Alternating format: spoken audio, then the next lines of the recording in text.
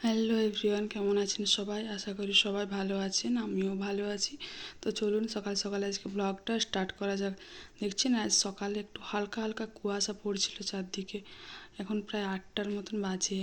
আয়ুষ ঘুমোচ্ছে, তো বলি ও ঘুমো, মশারিটা টাঙানোই আছে, খুব মশা, যেন মশারিটা টাঙিয়ে রেখেছি, খোলা হয়নি। আর এদিকে আমি বলি তাহলে আয়ুষ এখনও ঘুমোচ্ছে, আমি কাজগুলো তাড়াতাড়ি বাগিয়ে নিই। কালকের কাপড়গুলো ছিল বাগানো হয়নি, সেই ওই জন্য কাপড়গুলো সকাল সকাল বাগিয়ে নিচ্ছি।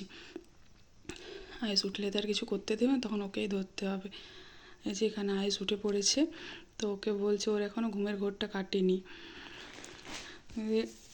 উঠতে না উঠতে ওকে বললাম, তো আজকে একটু হালকা হালকা ঠান্ডা ছিল, তো বলি আয় সোয়েটার টুপিটা পরে নিবি।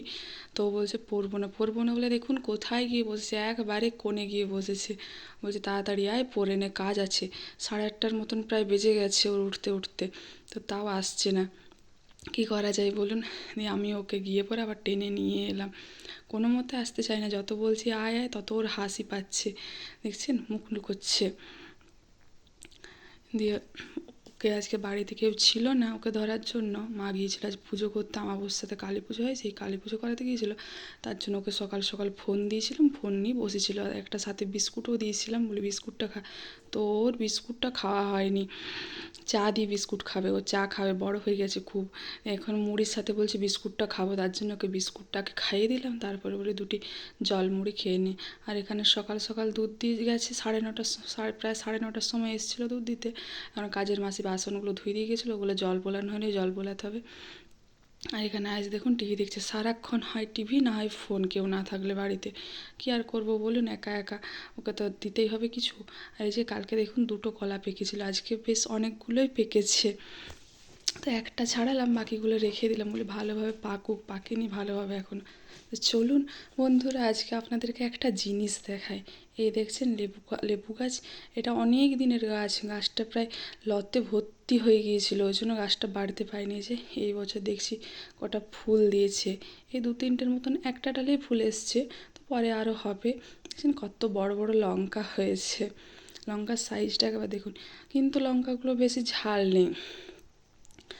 তো আজকে আমরা যাব খিচুড়ি খেতে, কালকে শিবরাত্রি আছে, ওই জন্য আজকে মন্দিরে পুজো হবে, ওই জন্য বাড়িতে রান্নাবান্না কিছু হয়নি। তো আমি এখানে রেডি হয়ে গেছি, আইসকেও প্রায় রেডি করে দিয়েছি।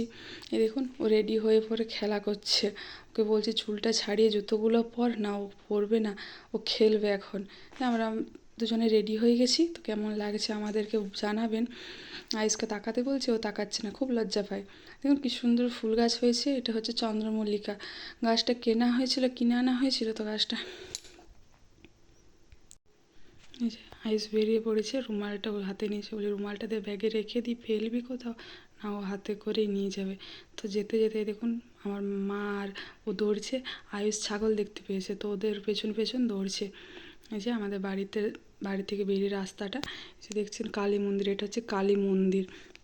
এই রাস্তাটাতে গেলে আমাদের পুরনো বাড়ি। আর এখানে দেখুন প্রচুর লোক এসে গেছে, এই সামনে খিচুড়ি খাওয়ানো হচ্ছে, দেখুন কত লোক বসে আছে।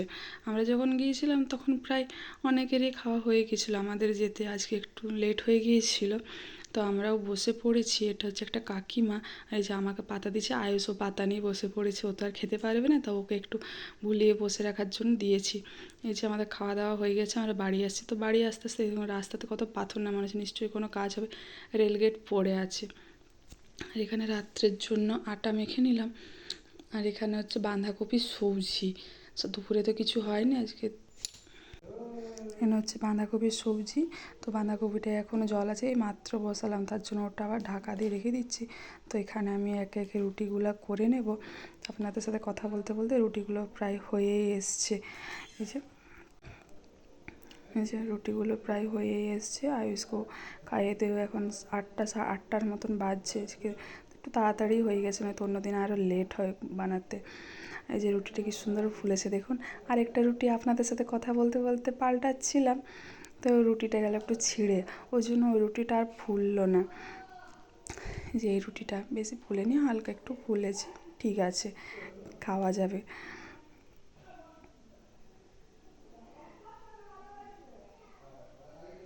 যে রুটিটা ফুললো না। এখানে এক একে সবগুলো প্রায় হয়ে গেল, আরও কটা আছে করেই নি। তাড়াতাড়ি করে নিই। আয়ুষ এখন টিভি দেখছে।